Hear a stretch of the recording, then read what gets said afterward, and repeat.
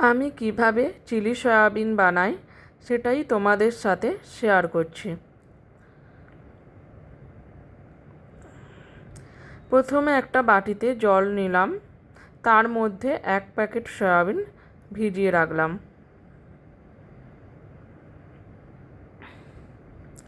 তারপর এখানে আদা, রসুন, কাঁচা লঙ্কা, ক্যাপসিকাম আর পেঁয়াজ কেটে নিয়েছিলাম। সয়াবিনটা ভালোভাবে ধুয়ে নিয়েছিলাম 2-3 বার। সেই জলটা ঝরিয়ে আমি একটা বাটিতে নিয়ে নিলাম। তার মধ্যে নুন, লঙ্কা গুঁড়ো, সয়া সস, ভিনিগার, একটা ডিম, কর্নফ্লাওয়ার,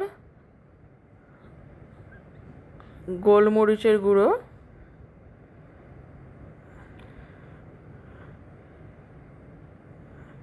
একটু আদা রসুন বাটা আর একটু ময়দা নিয়ে ভালোভাবে আমি মাখিয়ে নিয়েছিলাম। কিছুক্ষণ রেখে দিয়েছিলাম 10-15 মিনিটের মতো। তারপর একটা কড়ায় সাদা তেল দিয়ে ভালোভাবে গরম করে নিয়ে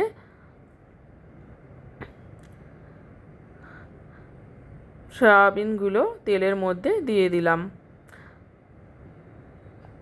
খুব বেশিক্ষণ ধরে আমি ভাজি না, যেহেতু সয়াবিন, তাই মিডিয়ামে রেখে তাড়াতাড়ি ভেজে নিয়েছিলাম। সবগুলো এইভাবেই আমি ভেজে নিয়েছিলাম। তারপর ওই কড়ায় তেলের মধ্যেই 3টে কাঁচা লঙ্কা দিয়েছি।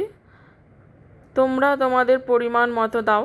আমার যেহেতু 1 প্যাকেট সয়াবিন, তো আমি বেশি ঝাল দিই না। ওর মধ্যে আদা রসুনটা কিছুক্ষণ ভেজে নিয়ে ক্যাপসিকাম এবং পেঁয়াজগুলো দিয়ে দিয়েছিলাম। সামান্য নুন দিয়ে চাপা দিয়ে দিয়েছিলাম। আমি একটু ক্যাপসিকাম এবং পেঁয়াজ একটু ভালোভাবেই ভেজে নিই, যাতে খেতে সুবিধা হয়।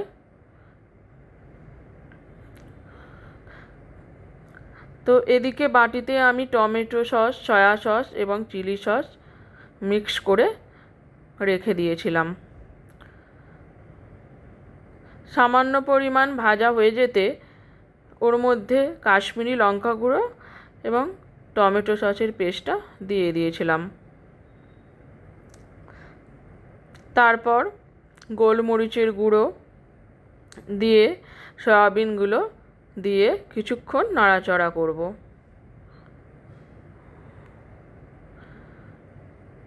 একটা বাটিতে কর্নফ্লাওয়ার 2 চামচ নিয়েছিলাম, সেটা জল দিয়ে ওর মধ্যে দিয়ে দিয়েছিলাম। তারপর 2 চামচ চিনি আমি এখানে দিয়েছিলাম।